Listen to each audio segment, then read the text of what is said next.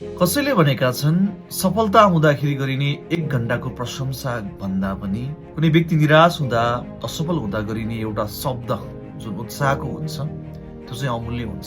र हामी जीवनमा सफलता र असफलताका दुवै क्षणहरू महसुस गर्दछौँ र यो क्षणहरूमा तपाईँलाई सफलता हुँदाखेरि र असफलता हुँदाखेरि कति व्यक्तिले तपाईँलाई प्रशंसा गरेको होला, कतिपय व्यक्तिले तपाईँलाई असफल हुँदाखेरि उत्साह दिएको हुन सक्दछ र त्यो उत्साहको शब्दले तपाईँको जीवनमा ऊर्जा दिँदछ र तपाईँलाई असफलताको अवस्थाबाट उम्किएर सफलतातर्फ र आफ्नो जीवनलाई फेरि अगाडि बढाउन चाहिँ मद्दत गरिरहेको हुन्छ।